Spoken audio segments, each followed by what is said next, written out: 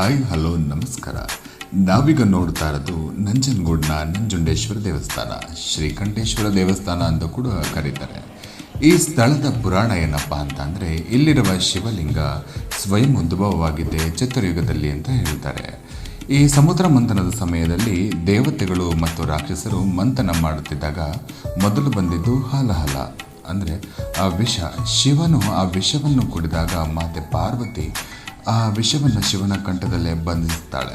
ಹಾಗಾಗಿ ನಂಜನ್ನು ಕುಡಿದಿದ್ದರಿಂದ ಶಿವನಿಗೆ ನಂಜುಂಡ, ಹಾಗೆ ನಂಜಾಗಿದ್ದ ಕಂಠಕ್ಕೆ ಶ್ರೀಕಂಠ ಎಂದು ಹೆಸರಾಯಿತು.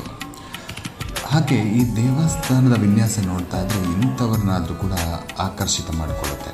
ಮೈಸೂರು ಒಡೆಯರ ಕಾಲದಲ್ಲಿ ವಾಸ್ತುಶಿಲ್ಪ ಇದು ತಾಳಿತು ಅಂತ ಹೇಳಿದ್ರೆ ತಪ್ಪಾಗಲ್ಲ. ಹಾಗೆ ಈ ಕಟ್ಟಡ ನೋಡ್ತಾ ಇದ್ದರೆ ಒಂದೇ ಕಾಲದಲ್ಲಿ ರಚನೆಯಾಗಿದ್ದಲ್ಲ ಎಂದು ಸ್ಪಷ್ಟವಾಗುತ್ತೆ. ಅಂದರೆ ಗಂಗರು, ಚೋಳರು, ಹೊಯ್ಸಳರ ಕಾಲದಲ್ಲಿ ಅವರ ಆಳ್ವಿಕೆಗಳಲ್ಲಿ ಅನೇಕ ವಿಶೇಷ ರಚನೆಗಳಾದವು.